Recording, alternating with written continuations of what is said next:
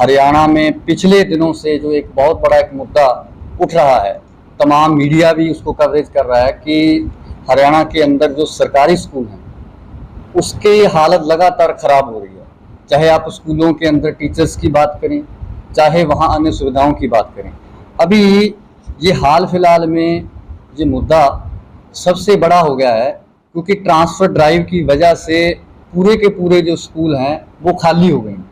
चाहे आप सरसा जिला की बात करें, चाहे पूरे हरियाणा की बात करें।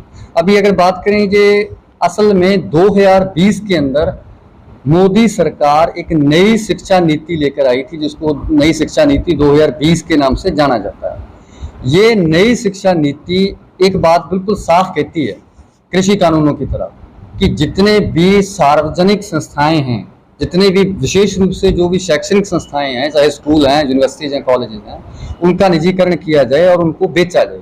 इसी के तहत हरियाणा सरकार ने ये टारगेट रखा है कि 2025 तक नई शिक्षा नीति जो है उसको हरियाणा में लागू कर दिया जाएगा। वैसे केंद्रीय स्तर पर 2030 तक का लक्ष्य है, लेकिन हरियाणा में तो सबसे पहले लागू किया जाएगा।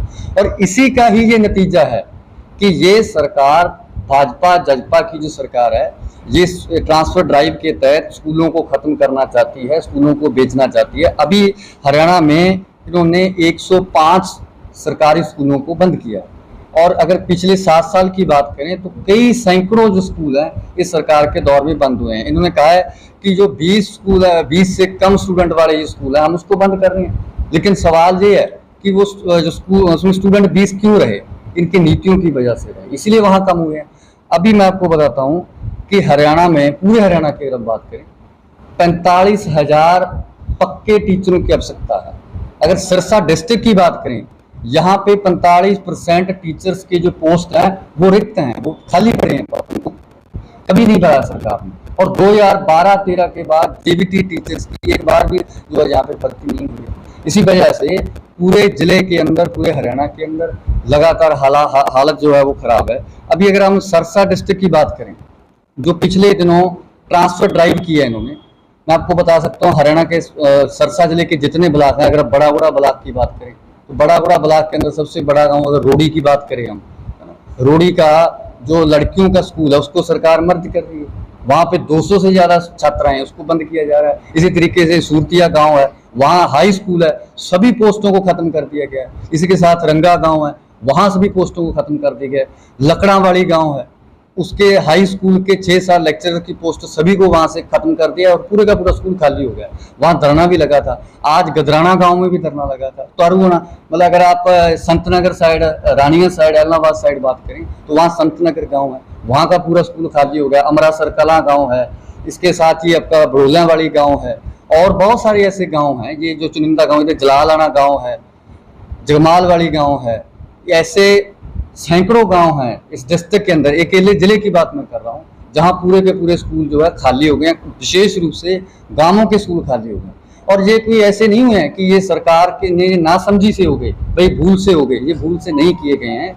ये एक जो प्रतिबद्ध एक नीति के तहत, जो जैसे मैंने पहले बात की कि नई शिक्षा नीति के तहत ये सारा कुछ किया गया।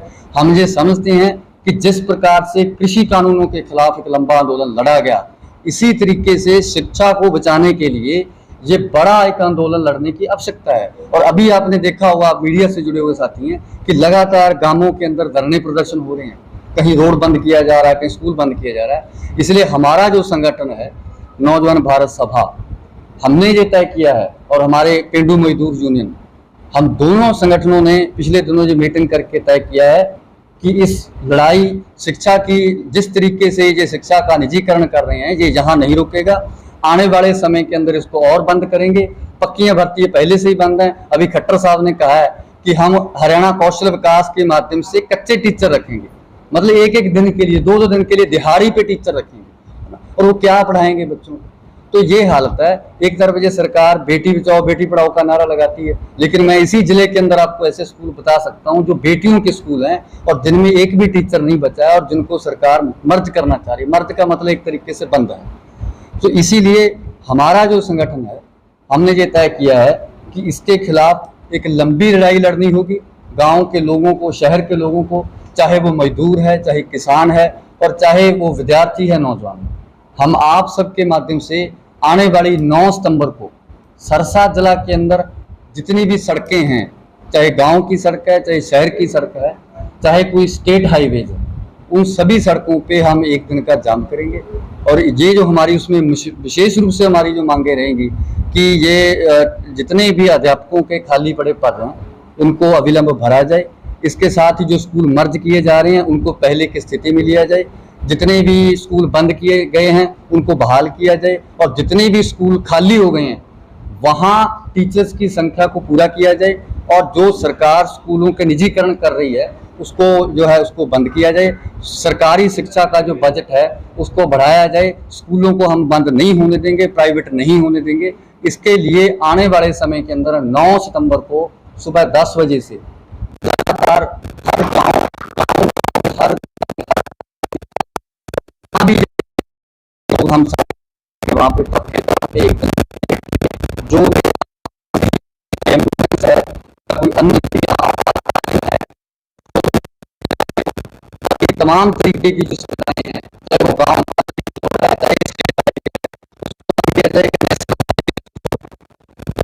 आज हमारा जो मुख्य मकसद था आपके माध्यम से सरसा के तमाम साथियों, अध्यापक मजदूरों को, किसानों,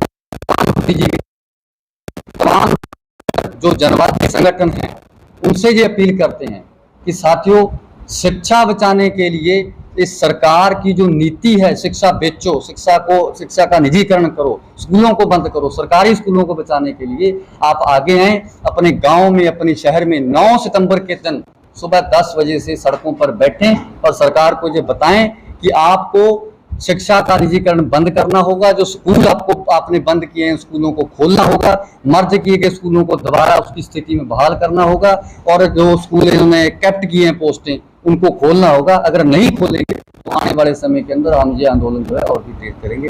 इसके बाद साथियों हमारे पेंडू मजदूर यूनियन से साथी हैं वकील सिंह जी, आपको बताएं।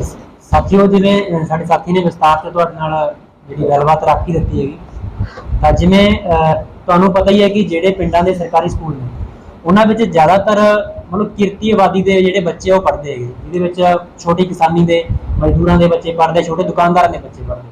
ਤਾਂ ਜਿਵੇਂ ਤੁਸੀਂ ਦੇਖ ਰਹੇ ਹੋ, ਕੇਂਦਰ ਸਰਕਾਰ ਦੀ ਜਿਹੜੀ ਨਵੀਂ ਸਿੱਖਿਆ ਨੀਤੀ ਹੈ ਉਹ ਲਗਾਤਾਰ ਮਤਲਬ ਜਿਹੜੇ ਸਰਕਾਰੀ ਅਦਾਰੇ ਨੇ, ਚਾਹੇ ਉਹ ਸਕੂਲ ਹੈ, ਕਾਲਜ ਹੈ, ਯੂਨੀਵਰਸਿਟੀ ਹੈ, ਉਹਨਾਂ ਨੂੰ ਲਗਾਤਾਰ ਵੇਚਣ ਤੇ ਲੱਗੀ ਹੋਈ ਹੈ। ਤਾਂ ਇਸੇ ਦਾ ਹੀ ਇਹ ਨਤੀਜਾ ਹੈ ਜਾਂ ਇਸ ਦਾ ਹੀ ਇੱਕ ਸਿੱਟਾ ਨਿਕਲ ਕੇ ਆ ਰਿਹਾ ਜੋ ਇਹ ਟਰਾਂਸਫਰ ਡਰਾਈਵ ਹੈ, ਜਿਹੜੀ ਜੋ ਸਕੂਲਾਂ ਦੇ ਵਿੱਚ ਅਧਿਆਪਕਾਂ ਦੀਆਂ ਜਿਹੜੀਆਂ ਬਦਲੀਆਂ ਕੀਤੀਆਂ ਜਾ ਰਹੀਆਂ ਨੇ। ਤਾਂ ਇਹਦੇ ਨਾਲ ਕਾਫੀ ਸਕੂਲਾਂ ਦੇ ਵਿੱਚ ਜਿਹੜੇ ਮਤਲਬ ਕਹਿ ਦਈਏ ਸਟਾਫ ਦੀ ਜਿਹੜੀ ਕਮੀ ਆਈ ਹੈ। ਤਾਂ ਇਹਦੇ ਨਾਲ ਜਿਹੜੇ ਪਿੰਡਾਂ ਦੇ ਵਿੱਚ ਮਜ਼ਦੂਰਾਂ ਦੇ, ਛੋਟੇ ਕਿਸਾਨਾਂ ਦੇ, ਦੁਕਾਨਦਾਰਾਂ ਦੇ ਬੱਚੇ ਪੜ੍ਹਦੇ ਨੇ, ਉਹਨਾਂ ਦੀ ਜਿਹੜੀ ਸਿੱਖਿਆ ਜਿਹੜੀ ਉਹ ਲਗਾਤਾਰ ਪ੍ਰਭਾਵਿਤ ਹੋ ਰਹੀ ਹੈ। ਤਾਂ ਇਸੇ ਨੂੰ ਲੈ ਕੇ ਸਾਡੀਆਂ ਦੋਨੇ ਜਥੇਬੰਦੀਆਂ, ਨੌਜਵਾਨ ਭਾਰਤ ਸਭਾ ਅਤੇ ਪੇਂਡੂ ਮਜ਼ਦੂਰ ਯੂਨੀਅਨ ਵੱਲੋਂ ਜੋ ਇੱਕ ਦਿਨਾਂ ਦੀ ਸੜਕ ਜਾਮ ਕਰਨ ਦਾ ਜਿਹੜਾ ਸੱਦਾ ਦਿੱਤਾ ਗਿਆ ਹੈਗਾ। ਤਾਂ ਅਸੀਂ ਸਾਰੇ ਹੀ ਮਤਲਬ ਜੁਝਾਰੂ ਲੋਕਾਂ ਨੂੰ, ਸੰਘਰਸ਼ੀ ਲੋਕਾਂ ਨੂੰ ਅਸੀਂ ਅਪੀਲ ਕਰਦੇ ਹਾਂ ਕਿ ਆਉਣ ਵਾਲੀ 9 ਤਰੀਕ ਨੂੰ ਸੁਬਾਹ 10 ਵਜੇ ਤੋਂ ਲੈ ਕੇ ਸ਼ਾਮ ਤੱਕ ਜਿੰਨਾ ਵੀ ਸਮਾਂ ਮਤਲਬ ਰੋਡ ਦੇ ਉੱਪਰ ਬੈਠੇ ਜਾ ਸਕਦਾ ਲੋਕਾਂ ਤੋਂ, ਤਾਂ ਉਹ ਇਸ ਮਤਲਬ ਜਿਹੜੇ ਪਿੰਡਾਂ ਦੇ ਸੜਕਾਂ ਨੇਗੀਆਂ ਜਾਂ ਸਟੇਟ ਹਾਈਵੇ ਉਹਨਾਂ ਨੂੰ ਜਾਮ ਕੀਤਾ ਜਾਵੇ। ਸ਼ਹਿਰ ਵਿੱਚ ਵੀ ਕੋਈ ਜਾਮ ਰਹੇਗਾ ਜਾਂ ਸਿਰਫ ਗ੍ਰਾਮੀਣ ਨਹੀਂ, ਕੋਸ਼ਿਸ਼ ਸਾਡੀ ਰਹੂਗੀ ਜੀ, ਅਸੀਂ ਮਤਲਬ ਪਿੰਡਾਂ ਦੇ ਵਿੱਚ ਲਗਾਤਾਰ ਮੀਟਿੰਗਾਂ ਵਗੈਰਾ ਜਾਂ ਸ਼ਹਿਰਾਂ ਦੇ ਵਿੱਚ ਮੀਟਿੰਗਾਂ ਵਗੈਰਾ ਕਰਨ ਦੀ ਕੋਸ਼ਿਸ਼ ਕਰਾਂਗੇ। ਤਾਂ ਹੋ ਸਕਿਆ ਤਾਂ ਸ਼ਹਿਰਾਂ ਦੇ ਵਿੱਚ ਵੀ ਇਹ ਹਾਲਤ ਬਣ ਸਕਦੀ ਹੈ। ਹਾਂ, ਇਹ ਜ਼ਿਲ੍ਹਾ ਪੱਧਰੀ ਹੈ ਜੀ। ਹੁਣ ਜਿਹੜਾ ਇਹ ਅਸੀਂ ਪ੍ਰਦਰਸ਼ਨ ਕਰ ਰਹੇ ਹਾਂ, ਸਾਡੀ ਜਥੇਬੰਦੀ ਵੱਲੋਂ ਜ਼ਿਲ੍ਹਾ ਪੱਧਰ ਦਾ ਉਲੀਕਿਆ ਹੋਇਆ ਪ੍ਰੋਗਰਾਮ। ਮੇਰਾ ਨਾਮ ਵकील सिंह है जी, पेंडू मजदूर यूनियन। सर आपका नाम बताइए। मेरा नाम कुलविंदर सिंह, जिला आगू नौजवान भारत सभा।